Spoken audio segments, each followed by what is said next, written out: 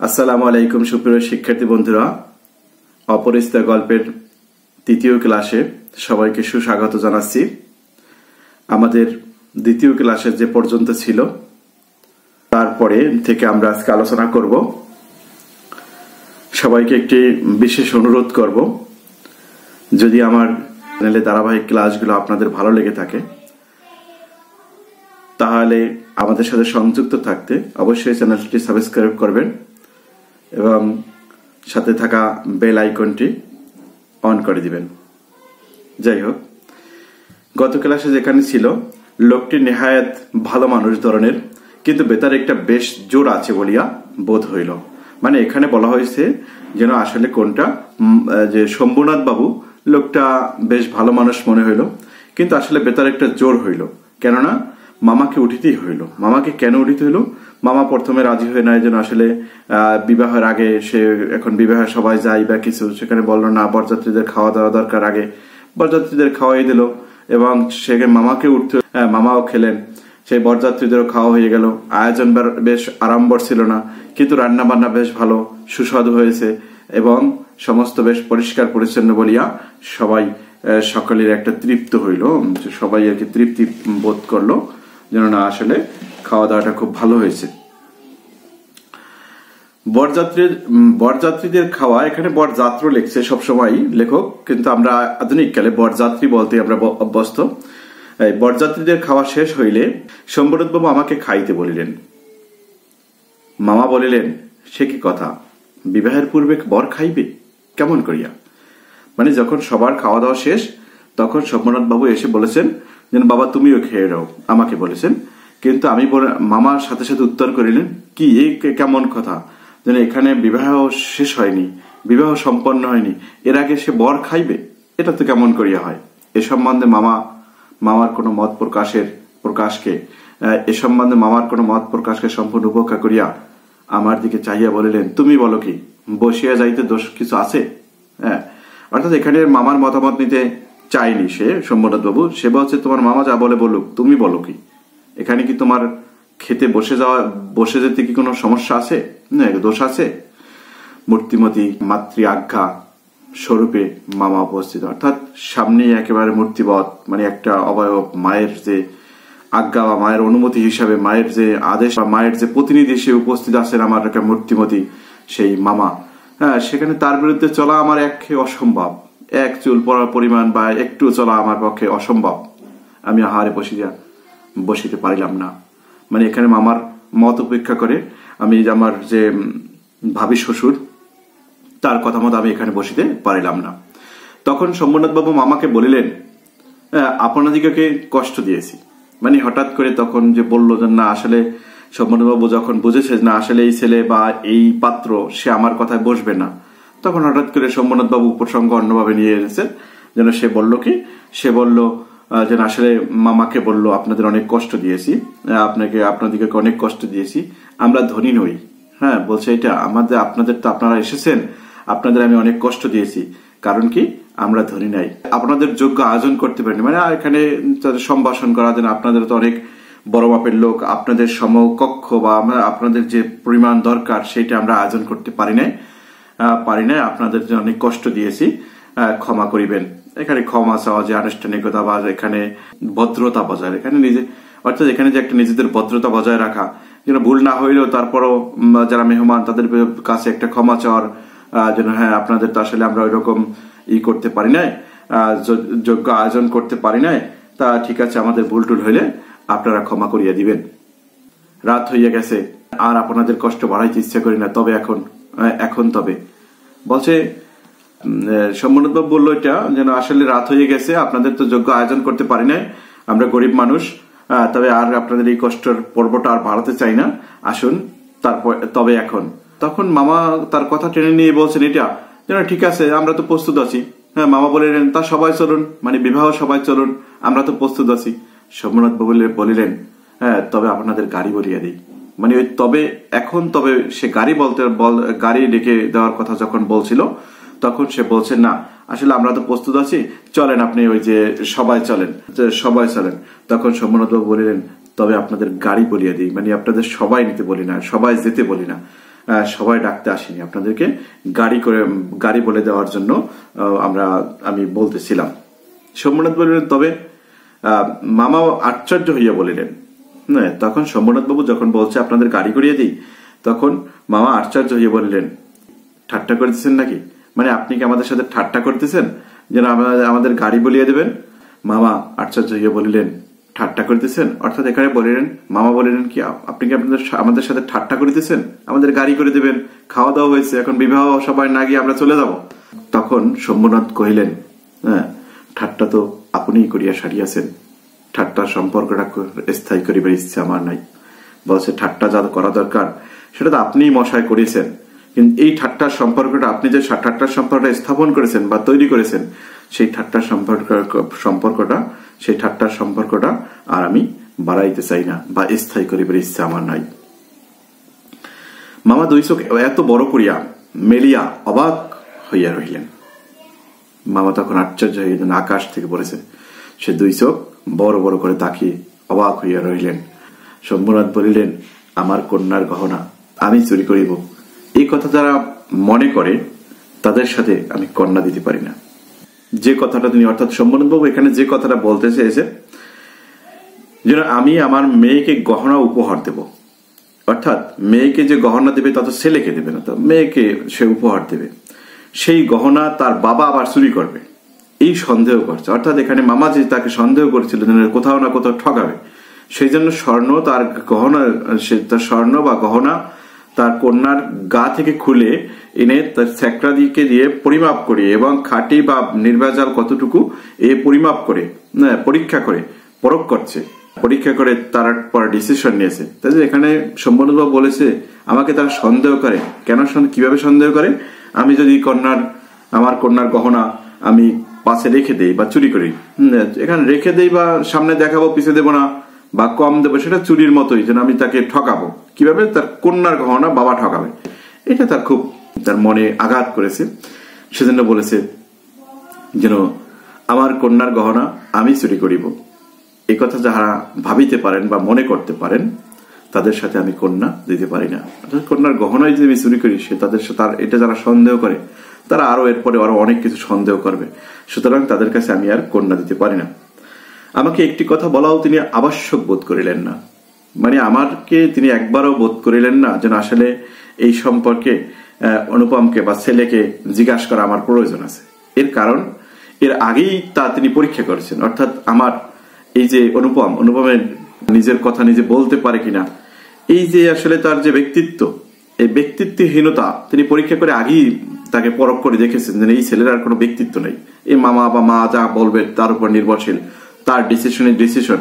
অর্থাৎ এই ছেলেকে দ্বিতীয়বার আর জিজ্ঞাসা করা প্রয়োজন না যে আসলে কি করবো বা না করবে, জন্য তাকে আগেই ডিসিশন দিয়েছে। এখানে তার আমাকে বলা অবশ্যই বোধ করিলেন না, কারণ প্রমাণ হয়ে গেছে আমি কেহই নই, মানে আমি কেহই নই, আমার যে মেরুদণ্ডহীন একটা আমি প্রাণী বা মেরুদণ্ডহীন পুরুষ, এখানে আমার এরকম কিছু আসলে বোধ করেন নাই যেন আসলে আমি কেহই নই বা আমি জিজ্ঞাসা করলে কোনো ডিসিশন আমি দিতে পারবো, এটা আগেই তিনি পরীক্ষা করেছেন। সেজন্য আমাকে একটা কথাও তিনি আসলে বোধ করিলেন না বলা। তারপর যা হইল, তারপরে এই পর্যন্ত আমাকে আর জিজ্ঞাসা করার তার প্রয়োজন মনে করেনি। এরপরে এই ডিসিশন হওয়ার পর, ডিসিশনটা যখন এই সিদ্ধান্তটা যখন আমাদের আত্মীয় স্বজন যারা এখানে এসেছিল বরযাত্রী হিসেবে, তারা সবাই জানলো। জানার পর যেটা হলো সেটা দেখো, এটা কি হলো। তারপরে যা হইল সে আমি বলিতে ইচ্ছা করি না, মানে তারপর যে ঘটনা ঘটলো, এই যে ঘটনাটা আসলে আমার বলা ইচ্ছা প্রকাশ করে না। যার লন্ডন ভাঙিয়া চুরি, অর্থাৎ এই বিবাহ অনুষ্ঠানটা, বিবাহ সভাটা সাজাতে গিয়ে যার লন্ডন, অর্থাৎ বাতি বা অন্যান্য যেগুলা ঝাড়বাতি, তারপর লন্ডন এগুলো দিয়ে আমাদের আলোকসজ্জা করছিল, জিনিসপত্র লন্ডনে, তারপর যে খাওয়া দাওয়ার যতগুলো জিনিসপত্র ওখানে আয়োজনে ছিল বা খাওয়া দাওয়ার থাল বাটি প্লেট এগুলো যা ছিল সবগুলো কি করলো, লন্ডভন্ড করিয়া বরযাত্রীর দল দক্ষ যজ্ঞের পালা সারিয়া বাহির হয়ে গেল। এখানে দক্ষ যজ্ঞ শব্দটা, দক্ষ হলো ব্রহ্মার, অর্থাৎ একটা মহাভারতের কাহিনী যে ব্রহ্মার পুত্র দক্ষ, সেই দক্ষ তার কন্যা সতী, এই সতীকে বিবাহ দিয়েছিল শিবের সাথে। তার আত্মহত্যার পরে এই শিব রাগান্বিত হয়ে তার যে যজ্ঞ সব ধ্বংস করে দিয়েছিল। বেশ, এই পর্যন্ত আর এরা আমরা স্বাভাবিক যে অর্থ পাই দক্ষ যজ্ঞের অর্থ প্রলয় কাণ্ড বা হট্টগোল করা, এই তাই অর্থাৎ হট্টগোল করে আমরা স্বাভাবিক অর্থটা যদি এখানে ধরি তাহলে কি হয়, যেন দক্ষ যজ্ঞ মানে যে হট্টগোল বা লন্ডভন্ড করে সব তারা পালা সারিয়ে তারা বাহির হয়ে গেল, মানে বাড়ির থেকে তারা বের হয়ে গেছে। বাড়ি ফিরিবার সময় ব্যান্ড, রসন, চৌকি, তারপর বলছে ও কনসার্ট একসঙ্গে বাজিল না। মানে যাওয়ার সময় আমরা আগেই বলছি যেন দক্ষ, এখানে বলছে সরস্বতীর পদ্মবন দলিত বিদলিত করে, মানে আমরা যে বাঁশি, কনসার্ট যার যা ছিল এগুলা এলো পাথারি, মানে একেবারে কোনো ছন্দ ছাড়া, ছন্দ তাল লয়হীন, যে যেরকম পারে বাজাইয়া যেন একটা যেন সরস্বতীর যে সরস্বতী সঙ্গীতের দেবী তার যে একটা সুসজ্জিত বাগান, সেটাকে মত্ত হাতির, পাগল হাতির মতো আমরা দলিত বিদলিত করিয়া সবাই উপস্থিত হয়েছি। কিন্তু এবার আমাদের যাওয়ার বেলা কি করলো, এই সব বাজনা আর বাজিল না। কি বাজলো না?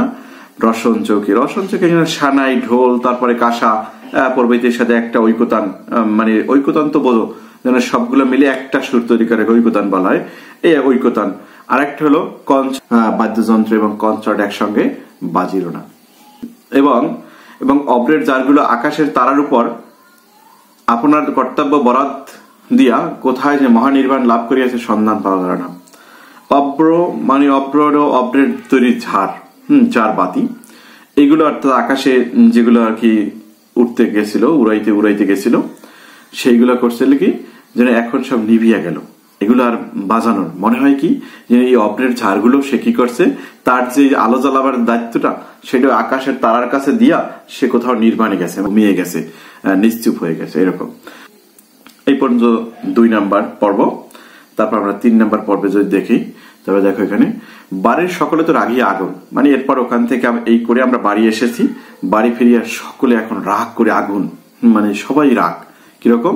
কন্যার পিতা এত গুমর, মানে এখানে গুমর মানে কন্যার পিতা এত জেদ, কলি যে 4 পোয়া হইয়া আসিল। এখানে কলি বলতে যে পুরাণে বর্ণিত যে 4টা যুগ, তার শেষ যুগটা কলি। এই কলির 4 পোয়া হইয়া আসিল মানে সে একেবারে পরিপূর্ণভাবে প্রকাশ পাইল, মানে কলির এই যে প্রথম যে শুরু হয়েছে, অল্প অল্প শুরু হয়েছে, এবার একেবারে পরিস্ফুট হয়েছে, সম্পূর্ণটাই কি খোলস দেখা যাচ্ছে। সে যে কলি যে 4 পোয়া হয়ে আসিল। সকলে বলিল দেখি মেয়ের বিয়ে দেন কেমন করিয়া, মানে সকলে বলিল কি যে আসলে দেখি এবার এই মেয়েকে, লগ্নভ্রষ্ট মেয়ে। এখানে হিন্দুদের ভিতরে একটা লগ্নভ্রষ্ট আছে, যে শুভ সময় বা যে লগ্নে বিবাহের তারিখ ছিল বা ঠিকঠাক হয়েছিল সেই লগ্নটা ভেঙে গেলে তারপর আর লগ্নভ্রষ্ট মেয়েকে আর কেউ বিবাহ করতে চায় না, আর সে অশুভ হিসাবে সমাজে পরিগণিত হয়। হ্যাঁ, সেই জন্য বলছে কি দেখি এই মেয়েকে বিবাহ দেয় কেমন করিয়া, মানে সম্মুনাথ আবার কেমন করিয়া বিবাহ দেয় সেটা একবার দেখবো। আর কিন্তু মেয়ের বিয়ে হইবে না এই ভয় যার মনে নেই, তার শাস্তির উপায় কি? মানে আমরা ভেবেছিলাম, এখানে বলছে এটা আমরা ভেবেছিলাম কি তার একটা শাস্তি হবে, কিরকম শাস্তি, যেন শাস্তিটা হবে আমরা দেখবো মেয়েটা তো বিবাহ দিতে পারবে না, বিবাহ না দিতে পারলে তখন এটি আমাদের কাছে একটা জেদ, আমাদের যে রাগের একটা পরিপূর্ণতা হবে, যেন হ্যাঁ আমাদের সাথে আমাদের এরকম করছে, আমাদের বিবাহ আসর থেকে উঠাই দিয়েছে, অতএব এই মেয়ের আর কোথাও বিবাহ হয়নি। আবার অনুপমা এটা বলেছে যেন যে কখনো চিন্তাই করে না যেন আমার এই মেয়ের লগ্নভ্রষ্ট হলে এই মেয়েকে কেউ বিবাহ করিবে না, সে বিবাহ আর দিবে কি দিবে না এই চিন্তাই যাই না, যার নাই তার আবার লগ্নভ্রষ্ট কি, আর বিবাহ না হইলেও বা কি, আর আমাদের শাস্তির, আমাদের যে একটা মনে আত্মতৃপ্তি পাবো তারও আর উপায় আমাদের কাছে নাই। সমস্ত বাংলাদেশের মধ্যে আমি একমাত্র পুরুষ যাহাকে কন্যার বা বিবাহ আসর হইতে নিজে ফিরাইয়া দিয়েছেন। এখানে নিজেকে যে কতটা ছোট করেছে কন্যার বাপ সেটা সে প্রকাশ করেছে সমস্ত বাংলাদেশে। এখানে বাংলাদেশ রবীন্দ্রনাথ আগেই লিখেছেন, কিন্তু সে যখন এই গল্প লিখেছেন তখন তো আর বাংলাদেশ সৃষ্টি হয়নি, তার আগেই লিখেছেন শব্দটা। যেমন আমরা আর একটা শব্দ পাই বটযাত্র, এটা সেখানে সেরকম একটা শব্দ লিখেছেন। সমস্ত বাংলাদেশের মধ্যে আমি একমাত্র পুরুষ যাহাকে কন্যার বাপ বিবাহের আসর হইতে ফিরাই দিয়েছেন। মানে এর আগে বহু উদাহরণ হয়েছে যেন বিভিন্ন আসর থেকে পুরুষরা অর্থাৎ বর উঠে চলে এসেছে, কন্যাদের সাথে আপোষ হয়নি বা বনিবনত হয়নি, কথার তাদের সাথে মেশেনি, কথা তাদের সাথে মেলেনি, দেনা পাওনায় মেলেনি, বা যে কোনো কারণে হয়তো বহু এরকম উদাহরণ ভুরি ভুরি আছে যেন কি হয়েছে বরপক্ষ তারা বিবাহের আসর হইতে বিবাহ না করে চলে আসছে। কিন্তু বাংলাদেশে মনে হয় একমাত্র আমি পুরুষ যে বিবাহের আসর হইতে কন্যাকে নাদিয়া, হ্যাঁ, কন্যার বাবা কি করছে, তার বরপক্ষকে বিতাড়িত করে দিয়েছে বাড়ির থেকে। আমি একমাত্র। এত বড় সৎপাত্রের কপালে এত বড় কলঙ্কের দাগ কোন নষ্ট গ্রহ এত আলো জ্বালাইয়া বাজনা বাজাইয়া সমারোহ করিয়া আঁকিয়া দিল? মানে তার একটা প্রশ্ন, যেন আমি এত বড় সৎপাত্র, এর আগে তো সৎপাত্র আমি কিভাবে, আমার কি পাত্রটাত্র, আমার কত গুণ টুন, এগুলো তো নিজেই বর্ণনা করেছে এই কথক অনুপম। এরপর বলছে আমি এত বড় সৎপাত্র, এর কপালে যে এত বড় একটা কলঙ্কের দাগ, অর্থাৎ যেটা বিরল, বাংলাদেশের বুকে আর দ্বিতীয়টি ঘটেনি, এরকম একটা কলঙ্কের দাগ কোন নষ্ট গ্রহ। অর্থাৎ কলঙ্ক বলতে এখানে নষ্ট গ্রহ বলতেছে শনি, রাহু, এরকম বিভিন্ন গ্রহর যে বিভিন্ন রাশিভেদ আছে সেগুলো বলছে এই কোন এক নষ্ট গ্রহ সে করছে কি, তার যে সমস্ত আলো, নক্ষত্রের আলো আছে আমরা জানি নিজস্ব, কিন্তু এখানে বলছে গ্রহের আলো, কোন নষ্ট গ্রহের তার সমস্ত আলো, মানে এত আলো জ্বালাইছে, মানে তার সমস্ত আলো জ্বালাইয়া, তার শুধু আলো জ্বালায় নাই, সেখানে যজ্ঞের মতো, অনুষ্ঠানের মতো, পূজা অর্চনার মতো বাজনা বাজাইছে, তারপর কি সমারোহ করেছে, মানে অনেক লোক টোক এনে অনেক একটা আয়োজন করছে, আয়োজন করে কি বলছে, তারপর আমার কপালে সেই কলঙ্কের কালিমা লেপন করিয়ে দিয়েছে, বা কলঙ্কের কালিমা এঁকে দিয়েছেন আমাকে। বরযাত্রীরা এই বলিয়ে কপাল চাপড়াইতে লাগলো, মানে সবাই হাই হাই করতে লাগলো। কপাল চাপড়ানো আর কপালে চাপড়ানো মানে, অর্থাৎ এখানে কপাল চাপড়ানো শব্দটা দুঃখ প্রকাশ করা। দুঃখকে দেখবা আমাদের যে মধ্যপ্রাচ্য অঞ্চলে যখন শোক প্রকাশ করে তখন বুক চাপড়ায়। আবার এইটাই কপাল চাপড়ানো মানে শোক প্রকাশ করা, দুঃখ প্রকাশ করা, রাগ প্রকাশ করা, এরকম চাপড়াইতে লাগলো যে বিবাহ হইল না, অথচ আমাদের ফাঁকি দিয়া খাওয়াইয়া দিল। মানে বলছে বিবাহ তো হইল না, কিন্তু অথচ আমাকে দেখো ফাঁকি দিয়ে আমাদের সমস্ত খাবার খাওয়াই দিল।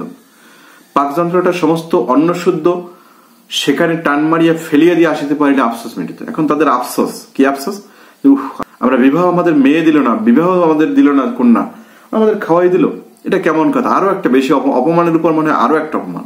এই জন্য বলছে কি সমস্ত অন্ন শুদ্ধ পাকযন্ত্র মানে আমাদের পরিপাকতন্ত্র যেটাকে বলা হয়, পাকিস্তানি ডিলে এগুলো নিয়ে অর্গান, পাকিস্তানি, তারপর এখানে পাকিস্তানের সাথে কাজ করে আমাদের যে আগ্নেয়শয়, পিত্তথলি, তারপরে আছে যকৃৎ, এই সবগুলো আমাদের এগুলো পাকযন্ত্রের ভিতরে পড়ে। সে বলছে সমস্ত পাকযন্ত্রটা কে, যে পাকযন্ত্র অর্থাৎ পাকিস্তানের ভিতরে, আবার যদি বলতো পাকিস্তানের ভিতরে যে আমাদের খাবার, ওই ওর খাওয়ানো খাবারগুলো আসিল, এটা ওই অন্ন শুদ্ধ খাবার শুদ্ধ মনে হয়, যদি তার উঠানে একবার আছাড় দিয়া ফেলে দিয়ে আসতে পারতাম তাহলে মনে হয় আসলে একটা আফসোস মিলিত, দুঃখটা কিছুটা লাঘব হইতো। এরপরে দেখো ও পর্যন্ত শেষ। এরপর কি করবে, মামা এটা গোল করিয়া বসিল বাড়ির সবাইকে নিয়ে, যেন বিবাহের চুক্তিভঙ্গ, মানে আমাদেরকে বিবাহ করাবার জন্য আমাদের নেশে আমাদের নিয়ে সেখানে অনুষ্ঠান করছে বা অন্য কিছু করছে, আমাদের খরচ টরচ হয়েছে। তারপর কি করছে, বিবাহ না দিয়ে কন্যাকে যে পাঠাই দিয়েছে আমার মানহানি হয়েছে, যেমন বিবাহের চুক্তিভঙ্গ আর একটা হলো মানহানির নালিশ করিব।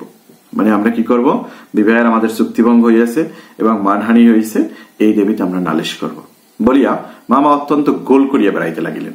হ্যাঁ, মামা আর কি সমস্ত মানুষের ভিতরে একেবারে একটা শোরগোল, এই তো আমরা মামলা করব, এই তো আমরা চুক্তিভঙ্গ করছে, আমাদের অপমান করছে, এই জন্য আমরা মামলা করিয়ে তাদেরকে একেবারে জেল টেল খাটাবো, অন্য কিছু করবো, এরকম।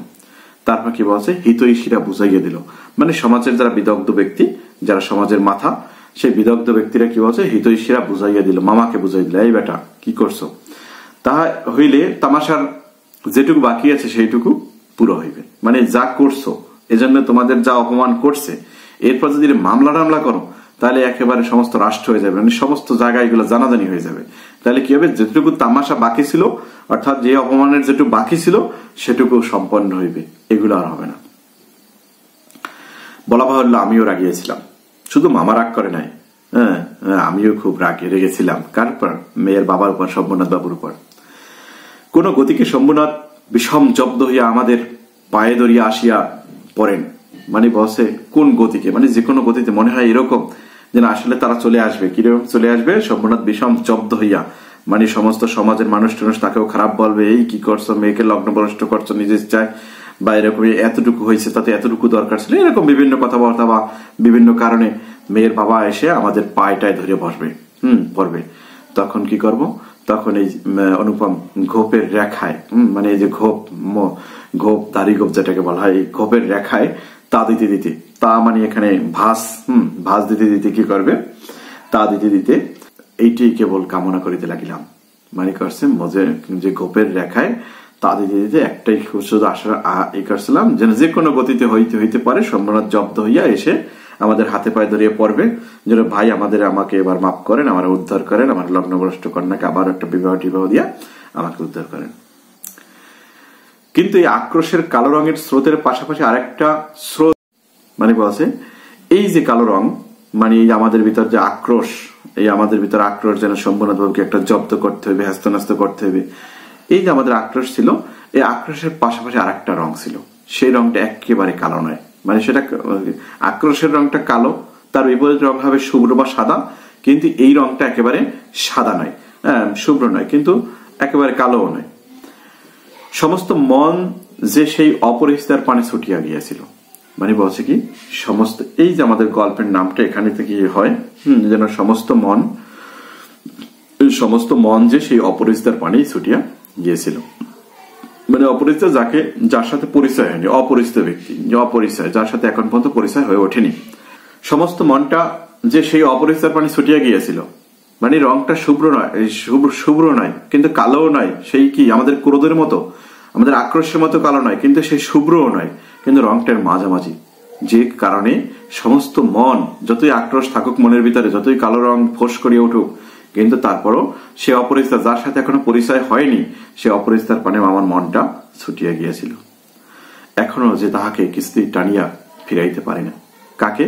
সেই মন যে তার প্রতি ছুটে গেছে, সেই মনকে এখন আমি কি করে আমি টানিয়া ছুটাইতে পারি না। দেয়ালটুকুর আড়ালে রহিয়া গেল গো, মানে ওই যে একটা দেয়াল, যে দেয়ালের পাশেই সে সেজেগুজে বসেছিল, অর্থাৎ একটু পরেই সে তার সমস্ত জীবনের যে প্রেম ভালোবাসা সেটা সেই তার যে হবু স্বামী বা হবু বর তাকে উপহার দিবে। কিন্তু সেই দেয়ালের আরেক পাশে আরেক ঘটনা ঘটলো, যে দেয়ালের পাশে বসে এখানে বলছে এটা যে একটা দেয়াল মাত্র, এই দেয়ালের আড়ালেই সে বিবাহের জন্য কন্যা সেজেগুজে বসেছিল, তার সমস্ত জীবনের প্রেম নিবেদন করবে অনুপমের প্রতি একটু পরেই। কিন্তু সেই দেয়ালের পাশে আরেকটি হৃদয়ে রক্তক্ষরণ হওয়ার মতো আরেকটি কাহিনী ঘটে গেল। যে কাহিনীটি হলো কি, যেন এখানেই সেই সামাজিক যে গোড়ামি বা সমাজের যে চরম ব্যাধিটি, সেখানেই যে যৌতুক প্রথার নির্মম বলি হতে লাগলো এই কল্যাণী এবং অনুপমের প্রেমের বিষয়টি বা বিবাহের বিষয়টি, প্রণয়ের বিষয়টি, যেখানে মামা সেই জঘন্যতম যৌতুকের সেই ঘৃণ্যতম জঘন্যতম কাজটি করলেন, যেন তার সমস্ত গহনা খুলে এনে, কন্যার গা হাতে সমস্ত গহনা খুলে এনে পরিমাপ করলেন। সেজন্য বলছে এই একটি মাত্র দেয়াল, এই দেয়ালের বাইরেই রয়ে গেল মনটি, আর তাকে টেনে নিয়ে আসতে পারলাম না। কপালে তার চন্দন আঁকা, গায়ে তার লাল শাড়ি, মুখে তার লজ্জার রক্তিমা, হৃদয়ের ভিতর কি যে তা কেমন করিয়া বলিব। তাকে সে কল্পনার লোকে এমন ভাবে দেখেছে যেন কপালে তার চন্দন এঁকে সেজেছে, গায়ে তার লাল শাড়ি পরানো হয়েছে, মুখে তার লজ্জার রক্তিমা, অর্থাৎ নববধূর যে একটা লজ্জা, সেই লজ্জা যে লাল হয়ে ওঠে, এই লালের রক্তিমা বলছে সেই লজ্জার রক্তিমা। আর হৃদয়ের ভিতর কি যে তা কেমন করিয়া বলিব। মানে হৃদয়ের কাছে তো শুধু হৃদয়ের ভিতর তো শুধু আমার নামই ছিল, আমিই ছিলাম, তার কল্পনায় আমি ছিলাম, কিন্তু সেটা আর আমি এখন ব্যাখ্যা বিশ্লেষণ করার মতো আর পরিবেশ আমার কাছে নাই। কি বলিব? আমার কল্পলোকের কল্পলতারি বসন্তের সমস্ত ফুলের ভার আমাকে নিবেদন করিয়া দিবার জন্য নত হইয়া পড়িয়াছিল।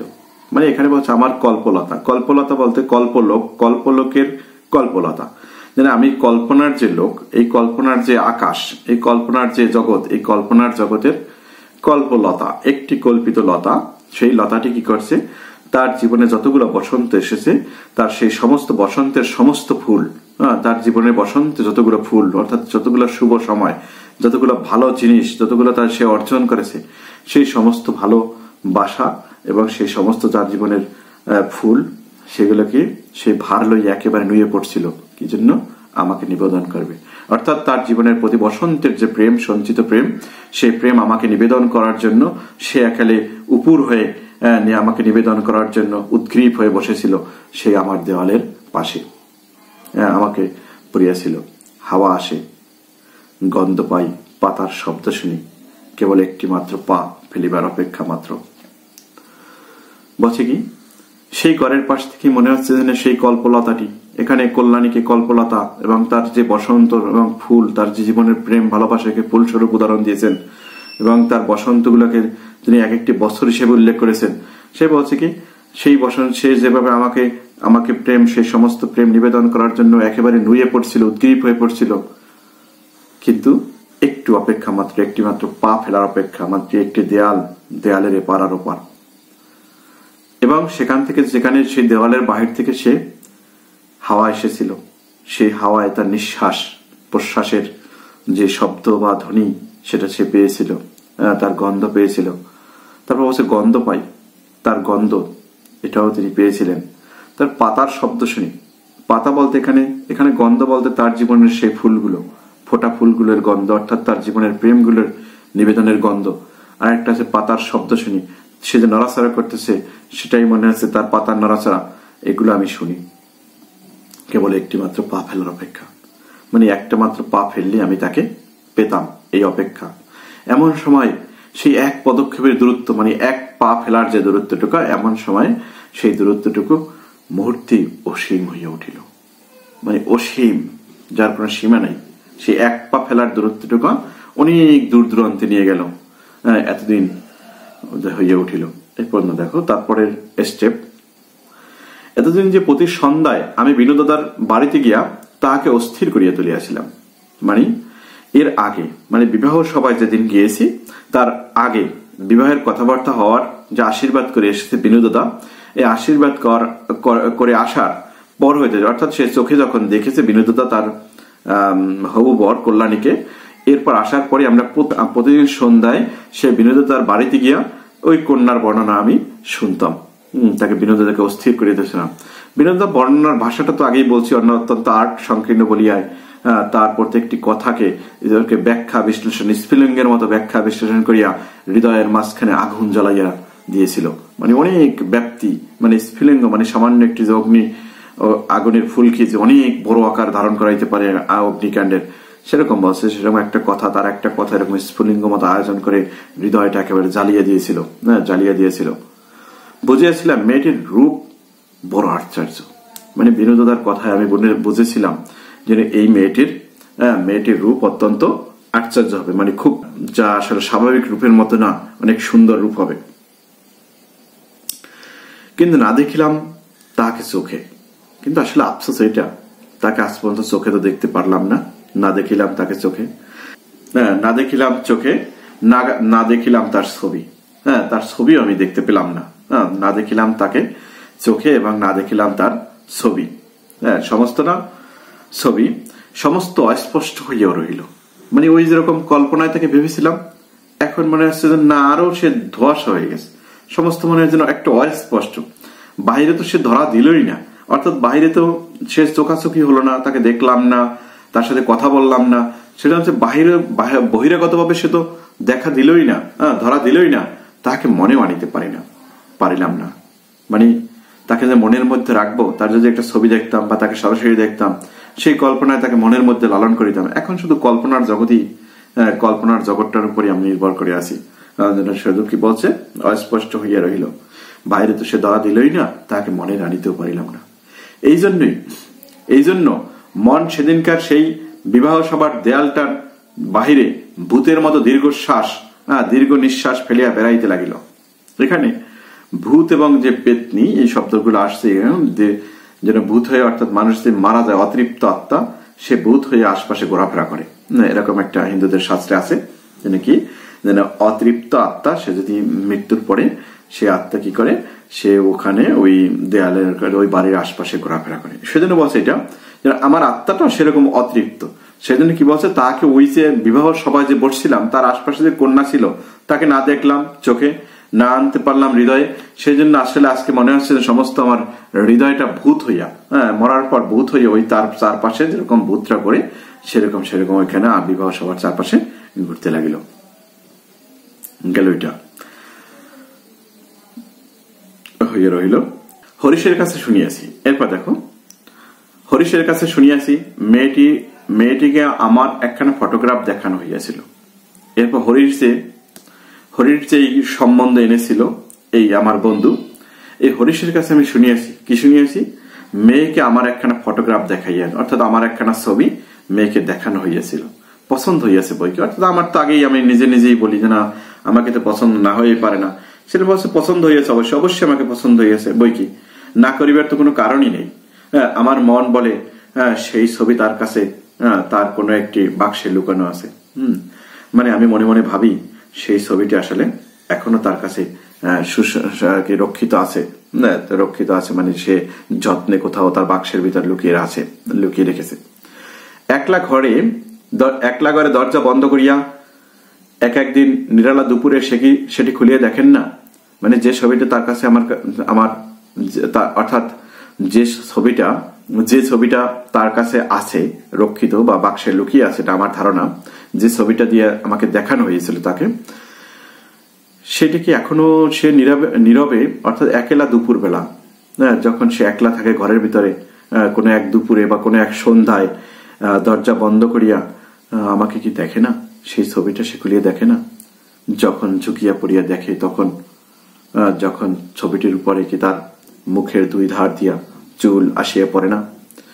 মানে অর্থাৎ বলছে সেই ছবিটা যখন সে একেবারে ঝুঁকে মুখের কাছে নিয়ে দেখে, তখন কি তার এই যে কাঁধের দুই পাশ দিয়ে চুল এসে সেই ছবির উপরে স্পর্শ করে না? হঠাৎ বাহিরে কারো পায়ের শব্দ পাইলে সে কি তাড়াতাড়ি সুগন্ধ আসলের মধ্যে ছবিটি লুকাইয়ে ফেলে না? বলছে তারপর যদি হঠাৎ করে বাইরে কোনো শব্দ পায় যেন লোক আসছে, তখন সেই ছবিটিকে সে তার সুগন্ধি আসল, সেই সুগন্ধি যে শাড়ির আঁচল, সে আসলের ভিতর সে লুকায় না। এখানে বলছে এটা যদি চুল তার শরীরের চুল যদি দুই কাঁধের দুই পাশ দিয়া আমার ছবির উপরে পড়ে, তাহলে আমি তো তার চুলের স্পর্শ পেলাম। তারপর সুগন্ধি আসলের ভিতর যদি সে লুকায়, সেখানে আমি স্পর্শ পেলাম। মানে এটাও তার এক ধরনের পাওয়া বলে তিনি ব্যাখ্যা করেছেন। দিন যায়, বৎসর গেল, মামা তো লজ্জায় বিবাহ সম্বন্ধের কথা তুলিতেই পারেন না। এরকম ওই যে আগে আশা ছিল যেন আসবে, এই কয়েকদিনের মধ্যে আসবে, এলো বলে যেন আমাদের এসে পাটা ধরবে এরকম, কিন্তু আসলে সেটা হলো না। দিনের পর দিন যাচ্ছে, একটা বৎসর চলে গেল। মামা যে আবার আমাকে বিবাহ করাবে, এটা আসলে সমাজে তিনি আসলে বলতে সাহস পান না। মানুষ আবার কি বলবে, তুলিতেই পারেন না লজ্জায়। মার ইচ্ছে ছিল, অর্থাৎ মায়ের ইচ্ছে ছিল আমার অপমানের কথা, মানে আমার এখানে আমাদের যে অপমান করছে শম্ভুনাথ বাবু, অপমানের কথা সমাজের লোক যখন ভুলিয়া যাইবে, তখন বিবাহের চেষ্টা করিবেন। বলছে এটা যেন সেই অপমানের কথা যখন এই গ্রামের মানুষ বা মহল্লার মানুষ সবাই ভুলিয়া যাবেন, তখন আবার তিনি আমাকে আবার বিবাহ করাবার চেষ্টা করবেন। কিন্তু আসলে এটা হয় না। কারো একটা দুর্নাম রটনা হলে বা আসলে ঘটলে জীবনে, সেটা আর কখনোই মোছা যায় না। যখনই সেই প্রসঙ্গ ওঠে, তখনই সেইটা আবার সামনে চলে আসে। সেজন্য বলছে দিন যে গেলে ওই কথা আর কেউ ভুলবেও না, আর বিবাহ হবে না। এদিকে শুনিলাম তারপরে স্টেপ যে এবার এই তো অনুপমের কথা এখানে মোটামুটি এই পর্যন্ত। পরের স্টেপে আসো, সেই কল্যাণীর কি হয়েছে, মানে কল্যাণী যে বিবাহ ভেঙে দেওয়ার পরে কি হয়েছে সেই সম্পর্কে একটু খোঁজ খবর নিয়েছে অনুপম, সেই প্রসঙ্গে আমরা বলি। এখানে এদিকে আমি শুনিলাম সে মেয়ে নাকি ভালো পাত্র জুটিয়েছিল। মানে হ্যাঁ ঠিক আছে, আমার এদিকে কন্যা না জুটলেও সেই পাত্রী কিন্তু ঠিকই ভালো পাত্র জুটিয়েছিল, কিন্তু সে পণ করিয়াছে বিবাহ করিবে না। কিন্তু সে একবার প্রতিজ্ঞা করেছে যে কন্যা যেন না, বিবাহ যখন ভেঙে গিয়েছে আর বিবাহ আর করিব না।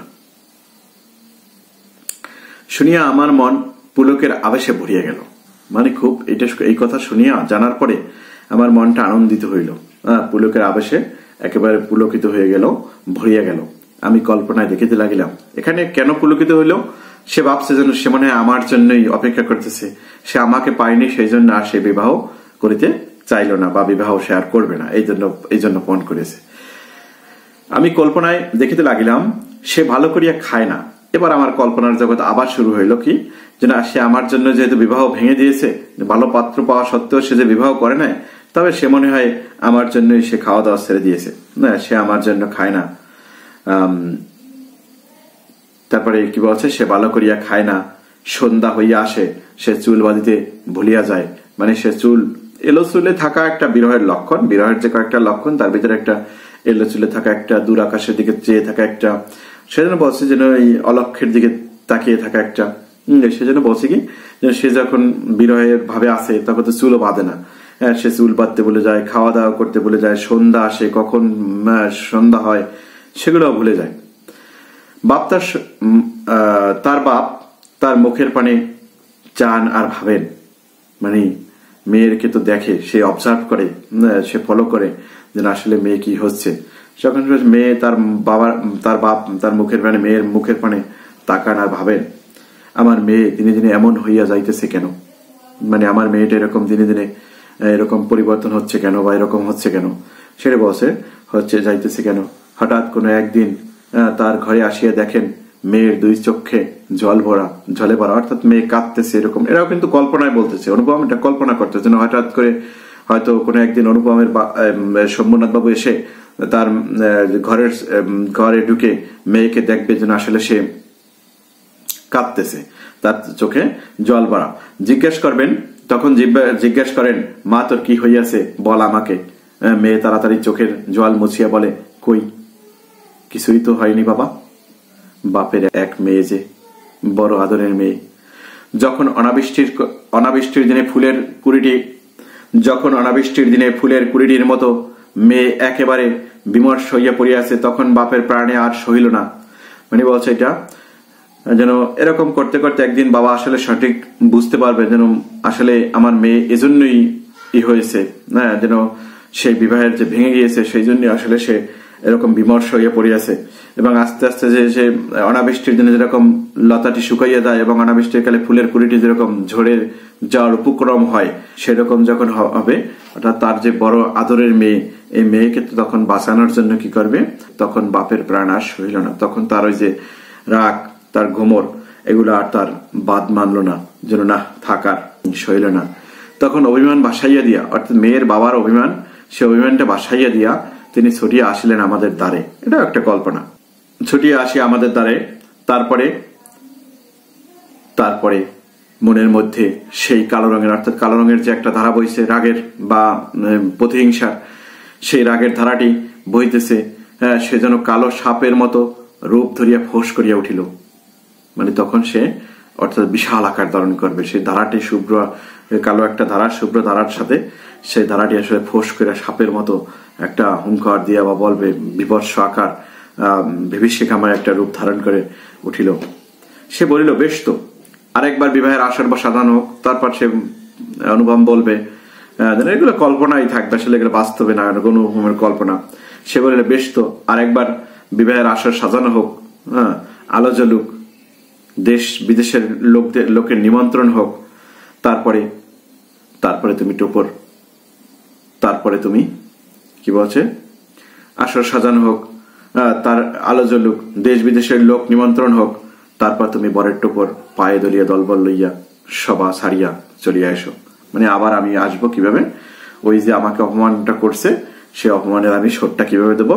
এবার আবার আলো সাজানো হোক, দেশ বিদেশে নিমন্ত্রণ করা হোক, সবকিছু হোক। তারপর আমি আমার বরের টোপর, যে মাথায় টোপর, বিবাহের সবাই যে উপস্থিত বর টোপর দিয়া, সেই টোপরটা পায়ে দলিয়া আবার চলে আসবো। এরপর হবে আমার প্রতিশোধ।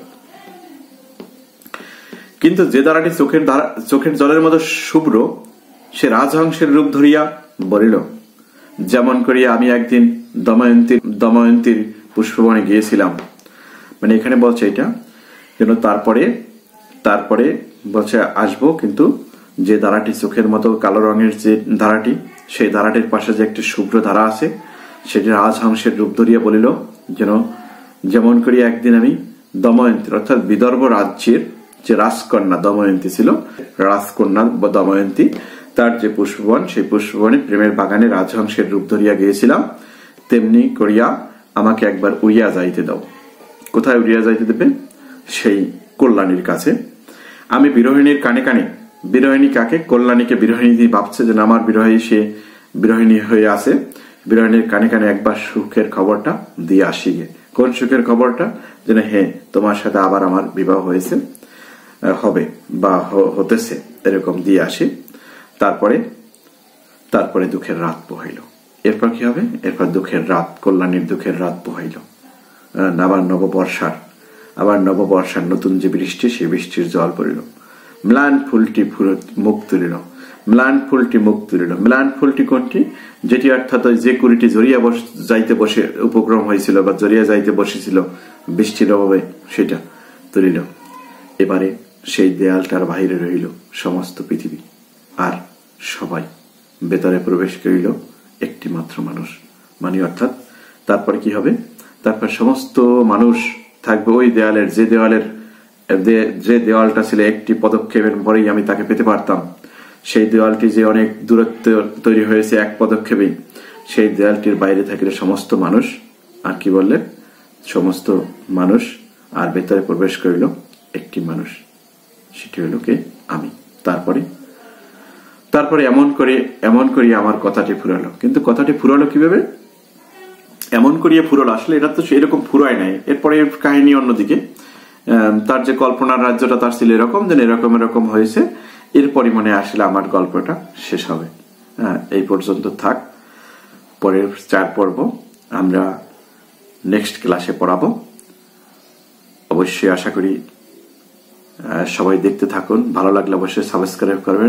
ধন্যবাদ সবাইকে। আসসালামু আলাইকুম।